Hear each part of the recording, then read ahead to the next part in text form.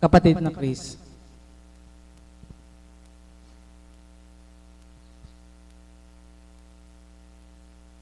Magandang tanghali po sa inyong mga kapatid. Ako may nagpapasalamat at hinihingal pa ako, pasensya na.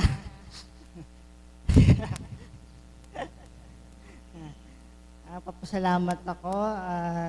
Ako po'y tinawag ng Ama na makapiling siya sa aking karawang ngayon.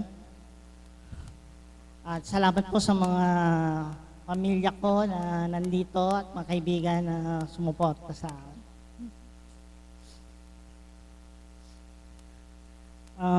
Alam niyo ho, siguro magdadalawang buwan na ho ako dito. Naman. Talaga namang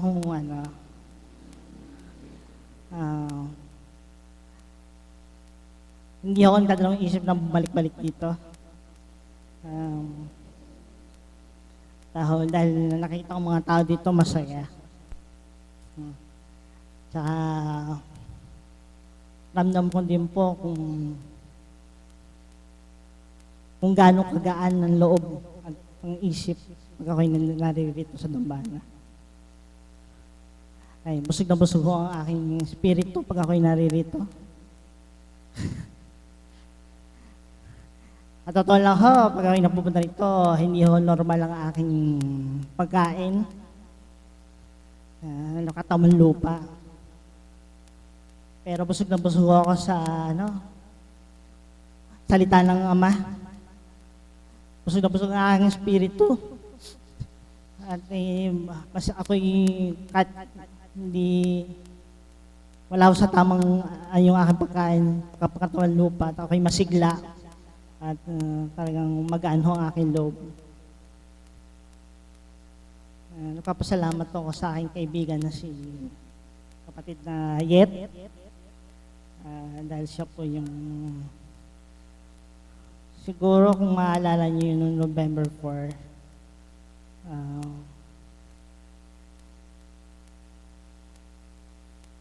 na ginamit, sabi niyo po yung ginamit ako ng Ama para muling mailapit ko siya sa Ama. Totoo lang ho, si Yet, kapatid na Yet, matagal ko nung kilala, pero hindi ho kami talaga ganun kalalim na nag-uusap at nagkakasama. Siguro dumating yung oras na pinaglapit kami ng Ama. Sa kadahilan siguro meron ho kami mission sa isa't isa.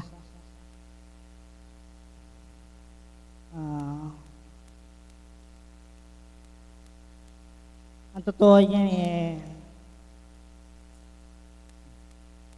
ginamit din ng Ama si kapatid na Yet.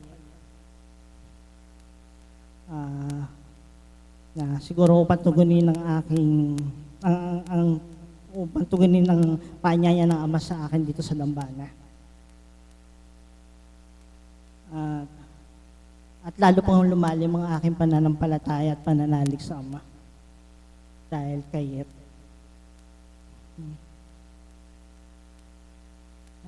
Salamat po sa Ama dahil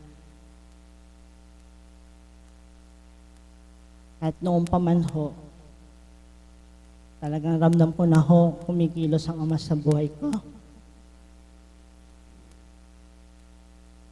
Kahit na wala ho akong Ama na kinalakihan, siya po ang naging Ama sa buhay ko, na nagpuno ng mga pagkukulang, pagmamahal ng isang Ama.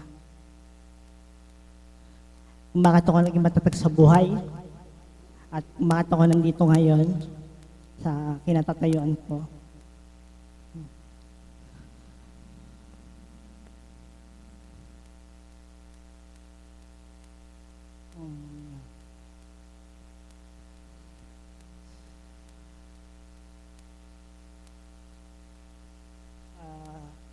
Nga lang po, medyo malungkot nga lang ho kasi hindi ho nakumpleto yung pamilya ko ngayong araw na to.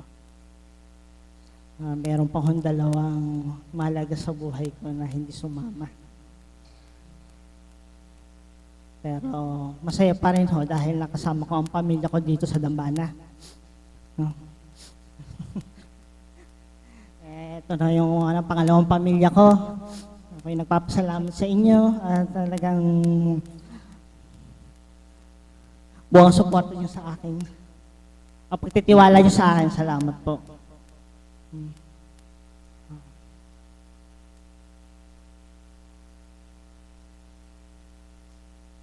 Sinasabi si kapatid dito eh.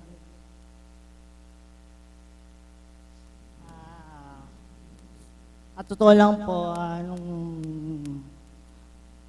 ako pa isang deboto ng Nazareno since 2011. Kaya lang ho, mga panahon na yun, habang tumatakbo yung taon, araw, panahon, medyo pa on and off ako sa pagiging devotion ko.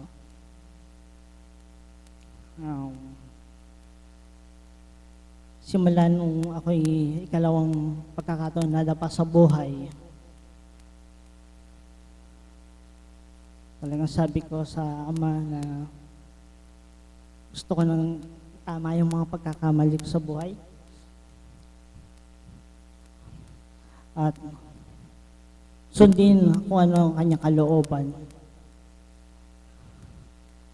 Simula nang dumating yung aking Nazareno last year, November 13, ito naman po talagang siya ay naging gabay ko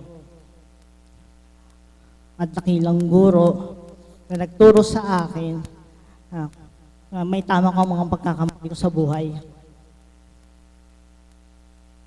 Kaya isang taon niya lang po noong November 13 at sinelebrate ko yan.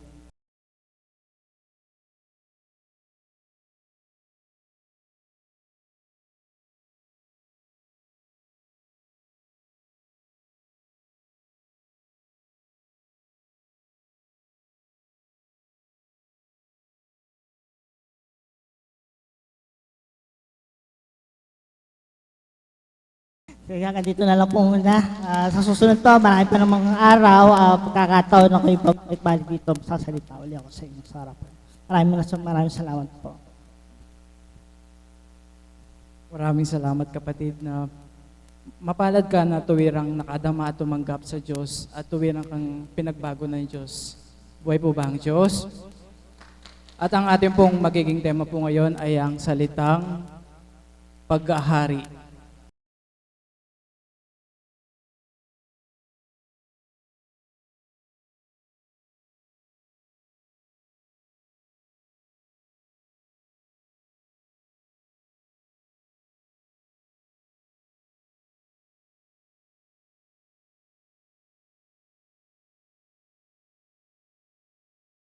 Ngayon ay ang salitang paghahari.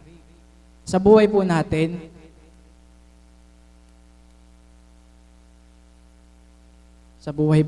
mga tao,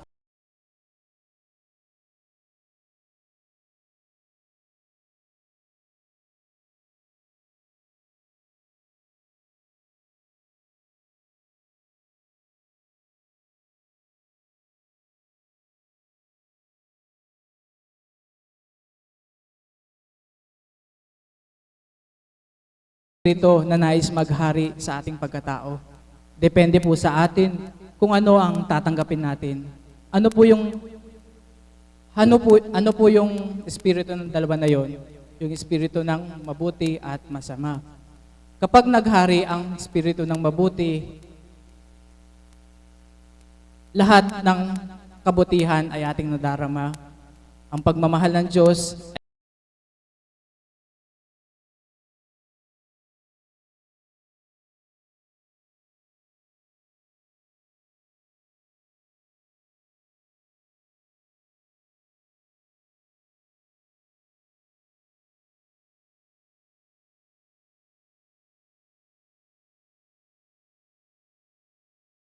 ng ano-ano po yung mga magagandang kaganapan sa buhay mo nang si Kristo ay naghari sa puso mo. Ano-ano po yung magagandang kaganapan sa buhay mo nang si Kristo'y pinaghari mo sa buhay mo. Naunawaan po ba? At bago po ako tumawag ng isang magbabahagi, nais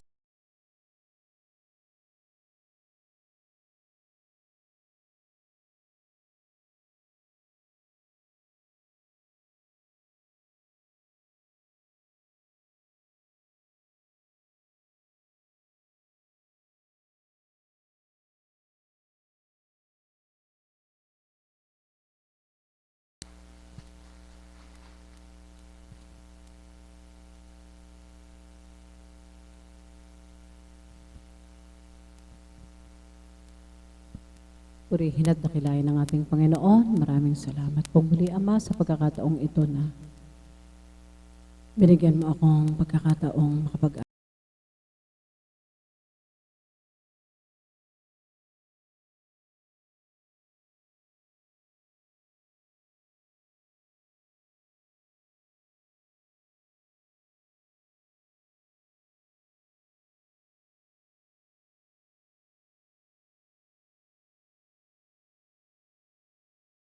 at sa napakagandang temang kaloob ng Ama sa ating kapatid, namnamin na lamang po ninyo sapagkat sa kanya pong katauhan, hiniling niya po ang awiting ito na siya ko pong awitin. Ang katotohanan naman po, kahit na anong awitin, kung atin pong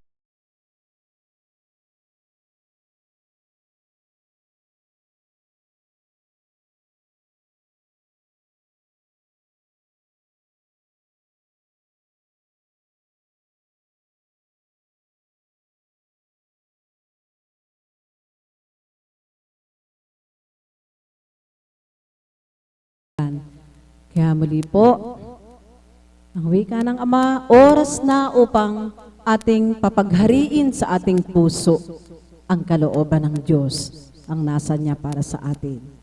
Salamat po. At muli ay, ito nga po palang awiting ito, galak po sa puso kong sambitin na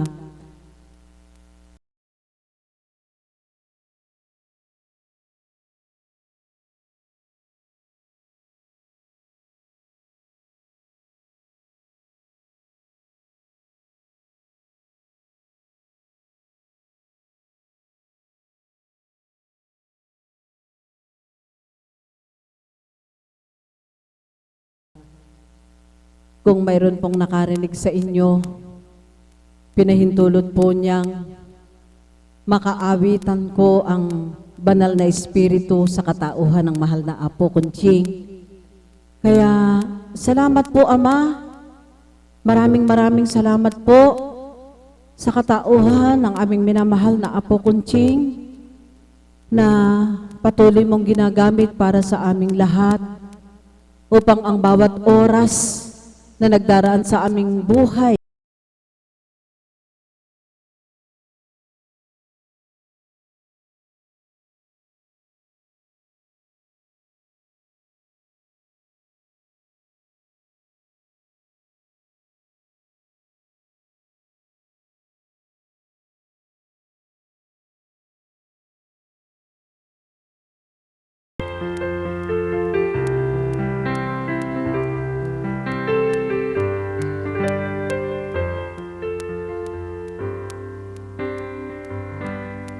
may bulong dinggin mo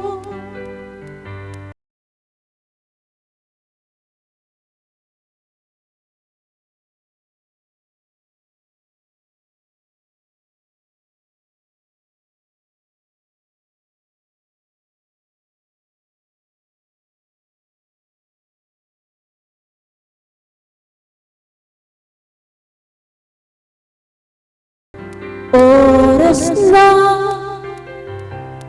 magpasya kung saan ka pupunta. Oras na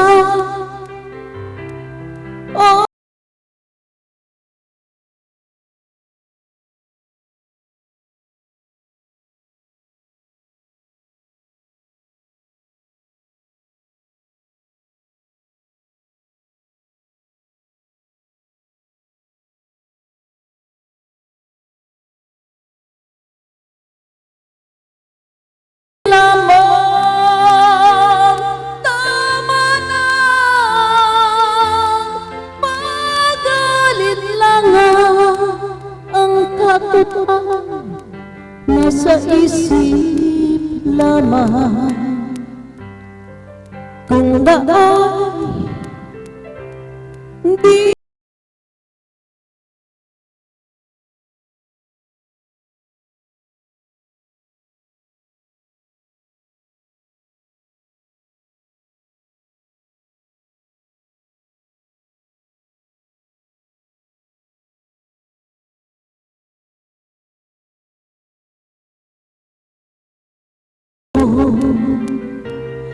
tayo na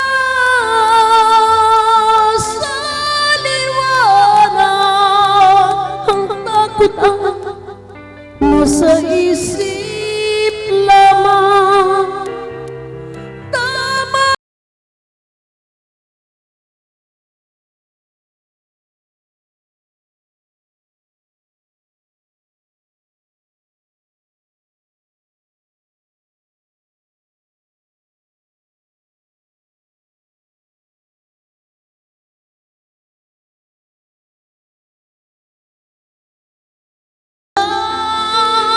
ang puso mo,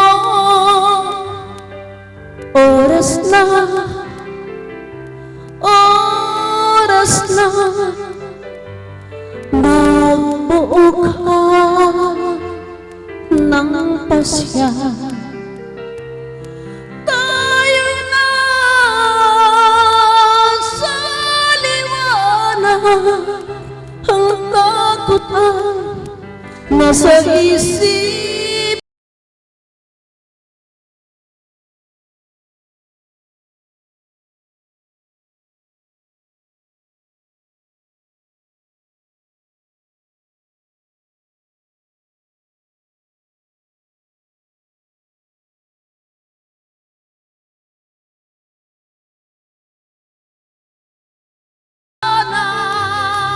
Ang takot ay nasa isip lamang. Tama na pag-alinlangan, ang takot ay nasa isip lamang. Tayo na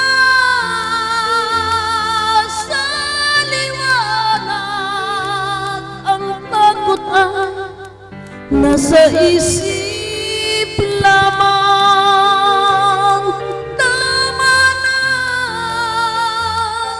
pag-alinlangan, ang takot ay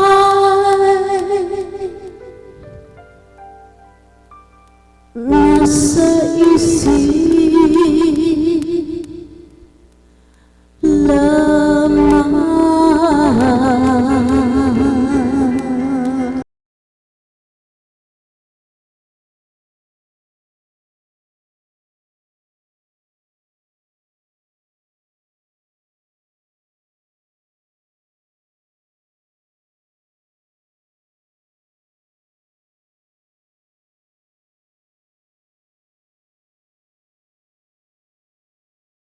Ating kalooban, sapagkat kapag pinaghari natin ang kalooban, ang ating kalooban, marami po tayong takot, marami po tayong alinlangan.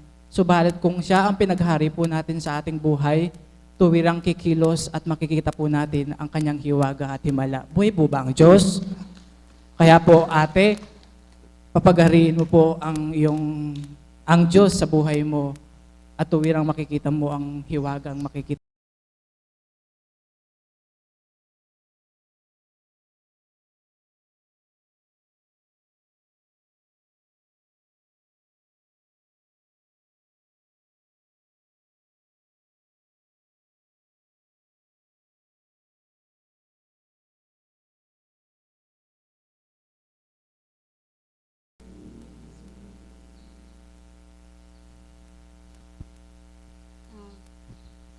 Magandang umaga po sa hapong ito sa inyong lahat, mga alagad, mga choir, mga caps, sa mga tagasunod po.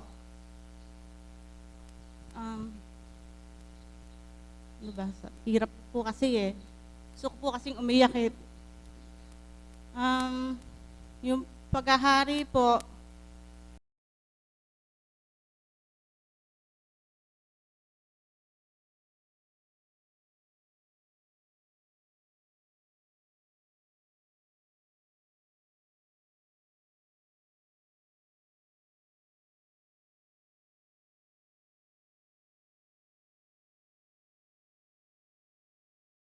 nakuha nung ibang kapatid ko. Hanggang sa nag-aral po ako, nagkaedad po, nagkaanak, para pong nakukuha ko po kung ano yung gusto ko. Pero wala po yung paghahari ng Panginoon dahil sa pag-uugali ko po na masungit po, suplada po, hindi po ako ngumingiti, ganun po, tsaka masyado po ako mapagmataas at namimili po ako ng taong kinakausap ko. Hanggang sa kapag abroad nga po ako, ganun pa rin po ang ugali ko sa trabaho, sa pamilya. Pero unti-unti po akong nabago. Pero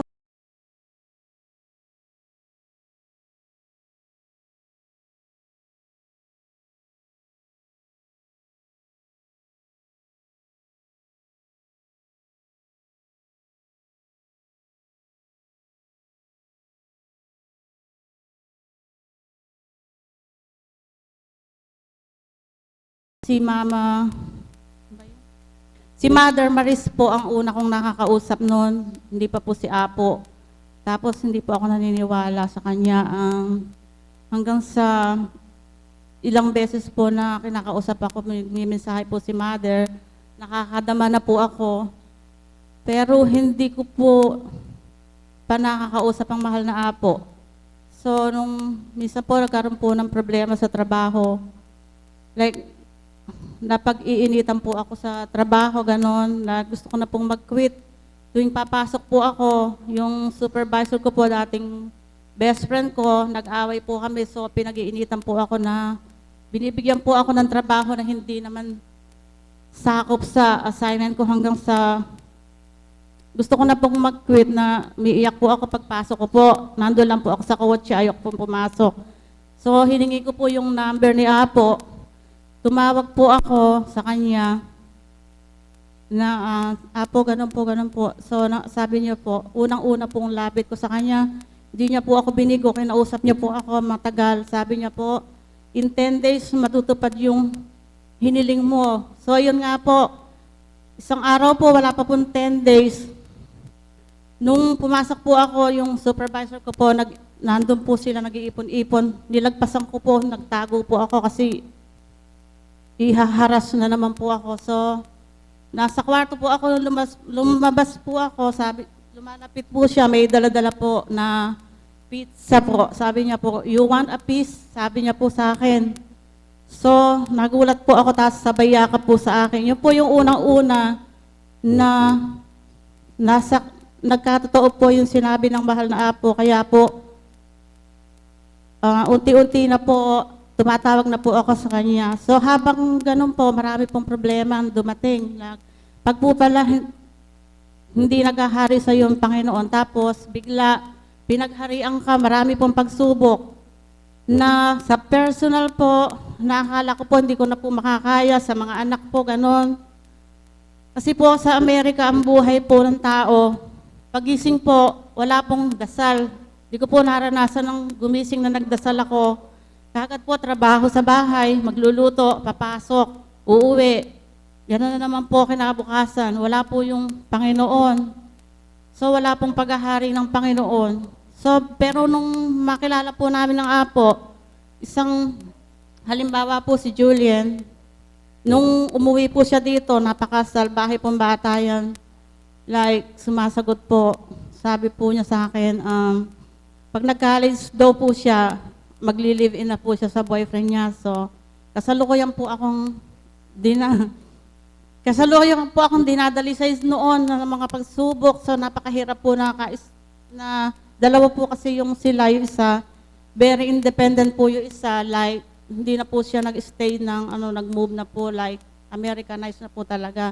Pero si Julian po, ginawa ko po, talagang hindi ko po alam ang gagawin ko. Si Julian po, pinauwi ko po. So, pagbalik po niya, nagulat po ako, binrake na po niya yung boyfriend. Iba na po siya. Paggabi po, kasi po, sabi po niya, Ma, buhay na buhay ang Diyos sa dambana. Sabi po niya, tapos, paggabi po yan, nagpupuri po yan pag sabay dito. Sabi niya, lumulandag po yan, nagsasayaw. Ano kaya kayo itong nakita ng anak ko, ganyan-ganyan. Sabi niya po, Ma, pag nagpunta ko doon, malalaman mo. Saka lagi po siyang tulala. Yung isip po niya nandito sa dambana. So, yun nga po. So, marami pa pong pagsubok noon na unti-unti na nga po akong, ang dami po. Talaga kung iisa-isahin ko po, hindi po tayo matatapos. Kailangan po umalis ako ng 5 o'clock. So, yung po pala may matindi pong pagsubok sa aking kauna-unahan po, ang mahal na apo sa si Mother Maris po. Nag-aral po ako ng nursing noon. Tumawag po ako kay Mother una. Sabi niya po, inihingi ko po kung mag-aaral pa po ako kasi po may edad na nga po, baka mahirapan. Sabi niya po, oo, sige tuloy mo, makakapasa ka. Ganon din po yung sabi ng mahal na apo, oo, makakapasa ka. Ang hirap po kasi po ilang taon na po ako noon. Po, pinagtiyagaan ko po dahil nanalig po ako na makakapasa po ako. So, halos po wala akong trabaho. Nag-quit po ako ng trabaho. Halos nag-aaral po ako 11 months po yun. Kaso po, sinubukan po ako ng Panginoon. Like, 30 po kami sa klase. Nawala na po yung iba, nakika-out na po. 14 na lang po kami natitira. So, doon po sa 14, nag-final exam po kami. Lumapit po ako sa mahal na apo. Sige, kaya mo yan. Kaya mo yan. So, bumagsak po ako. 1 point lang po yung kailangan ko. Kaya mo yan. Paano ko makakaya? Bumagsak na nga ako. Sabi ko nga pong gano'n, iniisip ko. Tapos kinabukasan po, inireklamo ko po yung 1 points na ibinagsak ko. Nung pong pinag-take po ulit ako ng exam, bumagsak po uli ako. Hanggang 2 times lang po. Ganon. Pagtaas po na, wala nang chance. So, hindi totoo. Sabi ko, hindi totoo yung papasa ako. Nung makita ko po yung ibinagsak ko, ipinaglaban ko po. Nag-research po ako sa dictionary, sa libro. So, nakapasa po ako. Sabi po ko po, yan yung hay, totoo. Sabi ko, makakapasa po ako. Pero hindi pa po doon natatapos. Nung bali, 3 months, 2 months po, gagraduate na ako. Pinakamadali po yun, usap-usapan po. Ayan ang pinakamadali talaga, tapos na tayo. 7 na lang po kami, ilan na lang po kami natitira, 4. Sa classes, out of 30 po, 4 na lang kami. Talaga pong iyon, hindi po ako nanalig. Bago po exam, nananalig po ako pero hindi po, nag-i-stress ako, nagwo-worry po ako, sabi ko ganyan. Paano kung papasa, ang dami kong problema.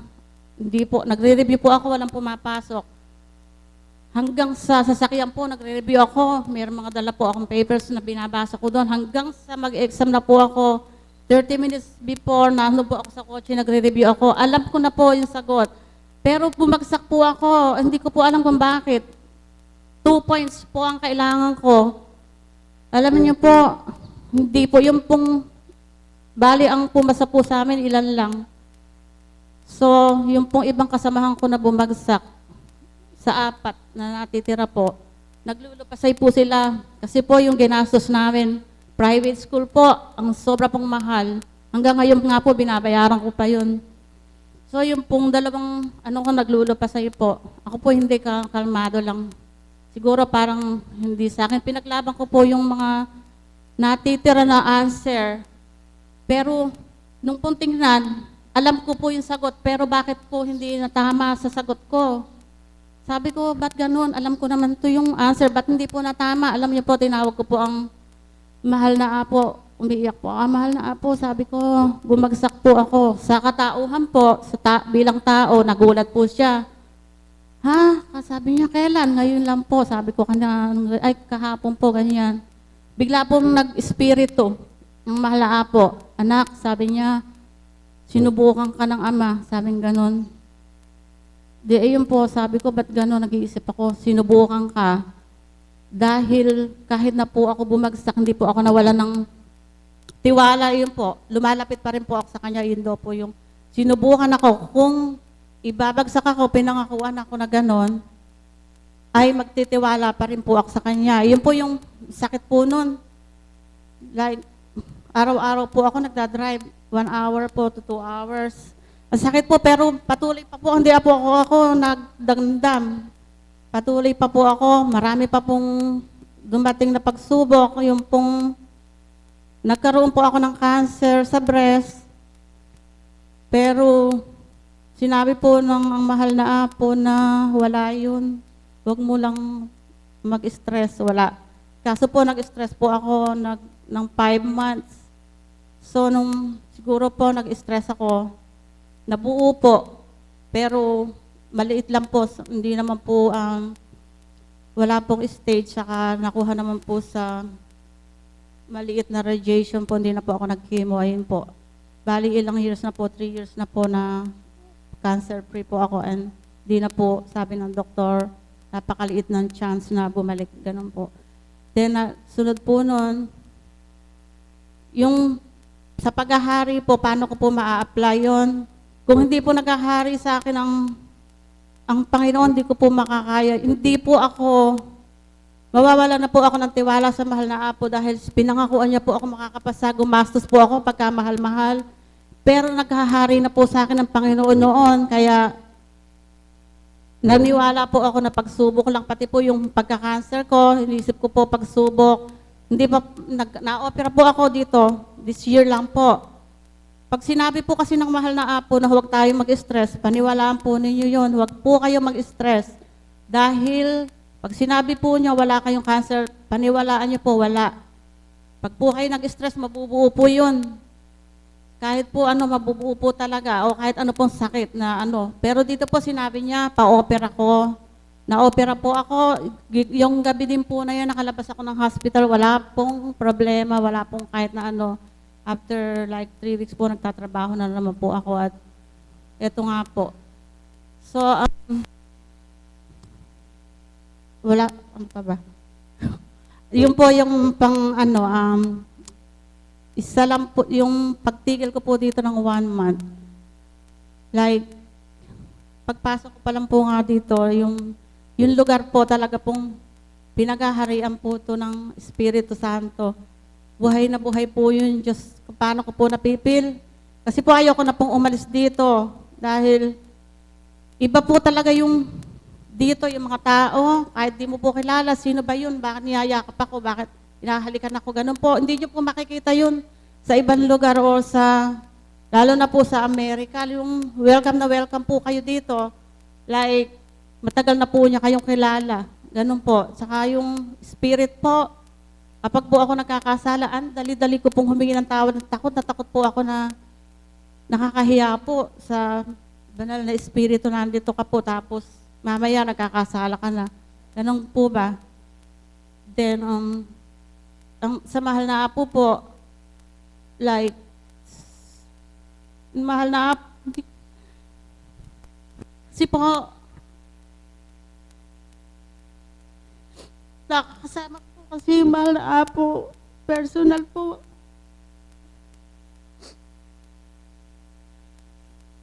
Sana po, nakita ko po kasi kung yung masakripisyo niya, hindi po ako iniiyak na aalis po ako, hindi po yun eh. Nakakawa po kasi ako kay mahal na apo. Like, nakita ko po yung sakripisyo niya po sa inyo, sa lahat dito. Like, pag pumapasok po ako sa bahay nila, sabi, apo, bakit ganyan po ba yung buhay ninyo dito? Sabi niya po. Oo, sabi niya, gusto kong matulog, gusto kong mamahinga, pero hindi po niya magawa. Like, makain po siya, may darating pong mga tao.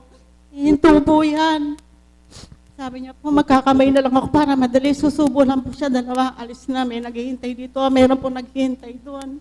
Tapos yung anak ko niya po na si Cathy, dapat po hindi po ganun sa edad niya. Siya po yung nagluluto. Nakikita ko po yun.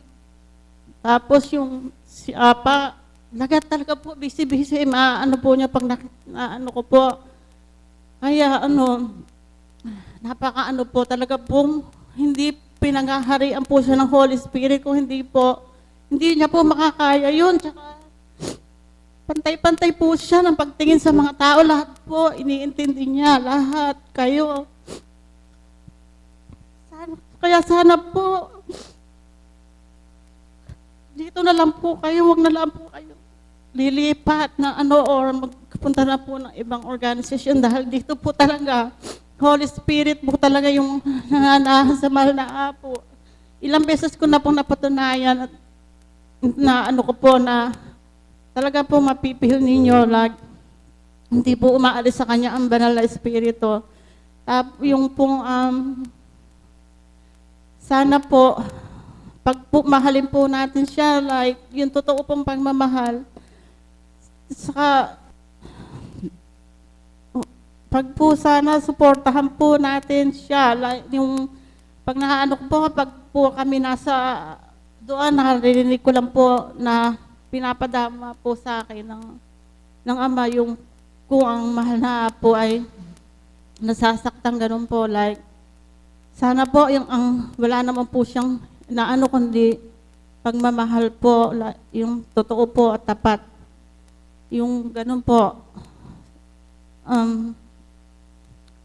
mahal na Apo, alam ko po narinig niyo po ako, patawad po, kasi kung minsan po, nabibiro ko po kayo, na nalilimutan ko po kayo na hindi umaalis ang banal na Espiritu sa inyo. Din po nadidinig po ako ni Ate Mirna.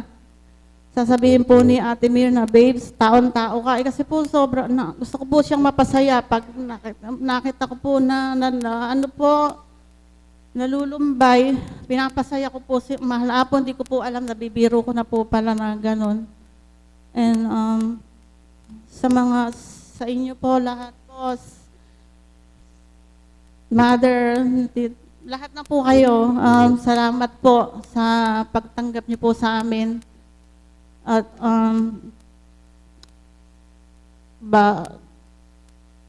babalik po kami sa yeah po, opo. Salamat po.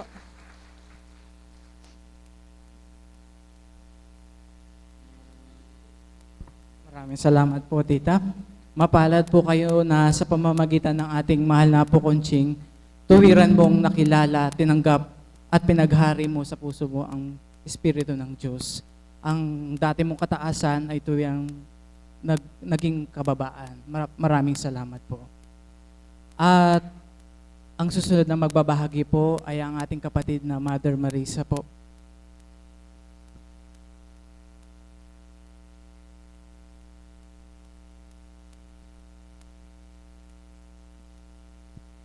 Salamat po. Purihin dakilain ng ating Panginoon. Ang paghahari ng Diyos sa bawat araw at kanino man ay hindi napaparam ngayon at kailanman. Amen po ba yun? Ang paghahari ng Diyos kanino man ay walang makapapantay na nilalang. Ang paghahari ng Diyos sa sino man, tanging Ama lang nakakaalam kung paano siya magmahal. Amen po ba yun? Buhay po ba ang Diyos? Alam niyo po, ang paghahari ng Diyos ay mahirap liripin kung hindi mo masusuri ng malalim. Amen? Sapagkat halos lahat ng nilalang ay nasasambit ang pangalang na paghaharian ako ng Diyos. Amen? Subalit, mahirap ipaliwanag kung ano ba talaga yung paghahari ng Diyos. Yung katotohanan ng paghahari ng Diyos, yun po yung tanong ko eh. Ano ba ang tunay na paghahari ng Diyos? Alam niyo po, bakit ko po ito natanong? Kung ang lahat ng tao ay pinaghaharian ng Diyos, di sana may kapayapaan na. May po ba ang Diyos? Kung ang lahat ng tao ay pinaghaharian ng Diyos, di sana wala ng alitan, wala ng bangayan, wala ng kahit na ano. Kaya napakalaking tanong, ano ba talaga ang totoong paghahari ng Diyos? Alam niyo po, hindi yan masasagot ng tao, kundi ang Diyos mismo ang makasasagot niyan. at ikaw sa sarili mo kung gaano ka katotoo sa Diyos. Buhay po ba ang Diyos? Amen po ba yun? Opo, sapagkat ang pasubali ng Ama, habang dumudulog nga po ako gabi, ang hindi kayang gawin lang ng kalaban ay bumuhay ng patay. Paanong patay? Yung patay mong damdamin, bubuhay ng kalaban, hindi niya magagawa yon. Ang makabubuhay lang nun ang Diyos para pagharian kanya. Subalit ang sasabihin na kilala ko ang Diyos, mahal ko ang Diyos, nagagawa din po yan ng kalaban. Amen po ba yun? Nasasambit din po yan. Lahat ng mabubuting gawa ng ating Panginoon ay kaya ring tularan ng kalaban. Amen? At yun po yung nagaganap sa mundo natin. Kaya paano natin makikita yung totoong paghahari ng Diyos? Amen po ba yun? Sige po, magnilay po kayo. Sapagkat yun na po yung kaganapan sa kasalukuyang panahon natin. Na bakit may laban-laban? Bakit hindi nagkakasundo ang mga relihiyon? Bakit samantalang sa paghahari ng Diyos, kung totoong pinaghaharian ng Diyos, sana wala yan. Buhay po ba ang Diyos? Amen po ba yun? Napagsuri niyo po ba yan? Ako, nahimay ko po yan. Hinimay ko po. Sapagkat, sabi nga, doon papasok ngayon na sobrang nakakaawa pala ang kalagayan ng Diyos sa tao. Amen? Bakit? Nagagamit lang po siya. Nagagamit lang siya. Doon, sa kaukulang, ang makikinabang lang ay tao at hindi ang Diyos ang makikinabang sa tao. Buhay po ba ang Diyos? Amen po ba yun? Patawad. Subalit ito po yung pinadarama ng ating Panginoon. Amen? Kaya po pala, kailangang may magpakatapat. Kaya po pala, kailangang may magpakatotoo upang ang nasisilayan ng Diyos sa mundong ito, sa karampot man at iilan na magpapakatotoo sa Kanya at gagawa ng katotohanan sa Kanya, hindi namamasdan ng Diyos ang nagagawang mali ng marami. Buhay po ba ang Diyos? Amen po ba yun? Opo. Opo. At alam ko po, nararamdaman po yan ng banal na Espiritu sa katawan nating mahal na Apo Kunching at maging pinaghaharian ng ating Panginoon. Kaya bawat araw, doon mo makikita na ang bawat pagsubok na dumaratal sa buhay natin, doon mo may makikilala ang sarili mo kung pinaghaharian ka ng Diyos. Amen? Opo. Sa bawat pagsubok, kapag hindi naging angkop sa lapat mo bilang tao, ang ipagkakaloob ng ating Panginoon para sa iyo, halimbawa nabigo ka, lilitaw ang katotohanan. Binaghaharian ka ba ng Diyos sa oras na yun? Kung iiwanan mo, tatalikdan mo ang Diyos, may Diyos ba? Bakit ganito nagaganap sa akin? Ano po? Yun po yung naririnig ng Diyos sa mga tao. Kaya, kung atin po masusuri, ang paghahari ng ating Panginoon ay laganap sa mundo. Subalit, kung paano sa tuwin na isambit ng banal na Espiritu sa katawan natin mahal na Apo Kunching, napakaraming aanihin, kakarampot ang mag-aani. Buhay po ba ang Diyos? Amen po ba yun? Sapagkat sa bawat araw, sabi nga, ito po yung natutunan ko pong bahagi ng banal na Espiritu, hindi mo maaaring i-compare kung anong kaloob mo sa kapwa mo. Kundi i-master mo kung ano yung kaloob sa'yo at sa kaloob niya sa'yo, huwag mong bibiguin ng Diyos na nagkaloob sa'yo. Amen po ba yun? Sapagkat hambing sa ating katawan, maraming bahagi, kung ang ipinagkaloob sa'yo ay master mo ang magbigay, masterin mo ang magbigay. Amen? Sapagkat maaaring hindi yung magampanan ng kapwa mo. Kung ang kaloob sa kanya ay mangaral, masterin mo ang mangaral. Kung ang kaloob sa kanya ay maghandog ng kung anumang bagay, masterin mo maghandog ng anumang bagay. Sapagkat lahat ng mabuti na ibibigay po yun ng Diyos. Amen po ba yun? At sa iisang katawan at sa iisang pamayanan, kung ang lahat ay pinaghaharian ng Diyos sa magkaibang kaloob at atas at isang pinagkalooban at pinagsama na parehas na mabuti ang ginagawa, sigurado magkakasundo. Buhay po ba ang Diyos? Amen po ba yun? Opo, walang magsasabi.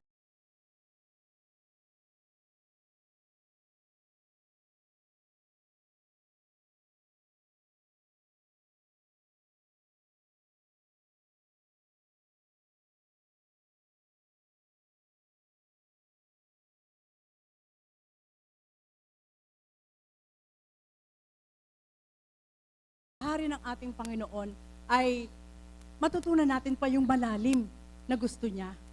Hindi lang yung nakikita ng ating mata. Sapagkat, sabi nga, ng banal na Espiritu sa katawan natin mahal na Apo Kunching, mahahatulan mo ang tao. Kapag nakita ng mata mo, halimbawa, pangit siya, masasabi mo pangit siya. Subalit hindi mo nakita kung anong laman ng puso niya. Amen? Kaya hindi mo maaaring sabihin, pangit siya, pangit din ang puso niya. Bakit? Sapagkat malalaman mo lang ang kaukulang laman ng puso nito kung ang gawa niya ay mabuti. Subalit, gawa man niya ay mabuti, kung 1 linggo lang niyang ginagawa at hindi habang panahon, hindi pa rin siya totoo sa Diyos. Pwede ba ang Diyos? Po ba yun? Sige po, maghimay po kayo. Sapagkat hindi ko po kayo tinuturuan. Yan po ay ibinabahagi ng ating Panginoon na pangaral. Sa bawat nagmimithi na kilalanin siya. Kaya, doon mo makikita na bakit yung mga sa palagay mo bilang tao ay walang-wala ka naman. Bakit pinag-aatasan ka ng Panginoon ng mga bagay na napaka-imposible mong gawin? Sapagkat alam ng Panginoon na sa pag-aatas niya sa'yo,